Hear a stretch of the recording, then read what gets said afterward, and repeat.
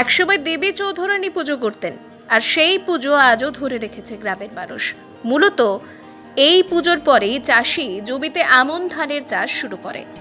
এদিন ফালাকাটা, তুলাকাটা ও ধুনাকাটা পুজো, আর এই পুজো ঘিরেই উৎসবের আমেজ রাজগঞ্জ ব্লকের বিন্নাগুড়ি গ্রাম পঞ্চায়েতের ফালাকাটা গ্রামে। রাজগঞ্জ ব্লকের বিন্নাগুড়ি গ্রাম পঞ্চায়েতের ফালাকাটা গ্রামে প্রায় 200 বছরের আগে গড়ে উঠেছে ফালাকাটা, তুলাকাটা ও ধুনাকাটা মন্দির। সেই মন্দিরে বাৎসরিক পুজো শুরু হয়েছে শনিবার সকাল থেকে। পুজো দিতে বিভিন্ন জায়গা থেকে ভক্তের সমাগম দেখা যায়। এছাড়াও পুজো উপলক্ষে একদিনের মেলাও বসে। কমিটির সদস্যরা আরও জানায়, একসময় বৈকুণ্ঠপুর জঙ্গলের ভেতরে থাকা এই মন্দিরে বাঘ আসা যাওয়া করত। সেই সময় দেবী চৌধুরানী পুজো করতেন। এই মন্দিরে পুজো করেই করতোয়া নদীতে ভেলাই করে ফিরে যেতেন। সেই মন্দিরে গ্রামের মানুষ পুজো করার পরে জমিতে আমন ধানের চাষ শুরু হয়।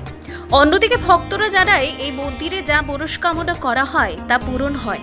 আর এই বিশ্বাস থাকার কারণে প্রতি বছরই বিভিন্ন প্রান্ত থেকে মানুষ এসে হাজির হন এখানে।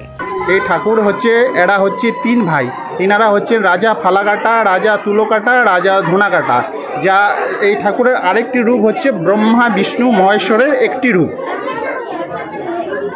এই এলাকাটা তো এক সময় বৈকুণ্ঠপুর ফরে ছিল, জঙ্গলের ভিতরে। এখানে গভীর জঙ্গল ছিল, এখানে বাঘও আসতো এক এক সময় পূজার সময়। এখানে দেবী চৌধুরানীর তন্ত্র সিদ্ধি লাভ করার জন্য এই মন্দিরে পুজো করেছিলেন। তার সাথে মা বাউকালী আর ভদ্রকালীকে পুজো করেছিলেন এই মন্দিরে। যেটা আমরা জানি 3 থেকে 350 বছর হতে পারে। এটা বহু দূরান্তর থেকে ভক্তরা আসে। আমাদের আমবাড়ি ফালাকাটা তো আছে, যেরকম আমাদের শিলিগুড়ি, জলপাইগুড়ি, বেলাকবা, ধূপগুড়ি, ময়নাগুড়ি, মাটিগাড়া এইসব অঞ্চলের লোকেরা একটু বেশি আসে। এই পুজো ঘিরে খুবই মানুষের মনে উৎসাহ থাকে। এই পুজোতে আমাদের বলি প্রথাও আছে, যেটা কবিতা ছাড়া হয়। আর ঠাকুর যেই মানত করে ঠাকুর সেটা ভক্তদের পূরণ করে।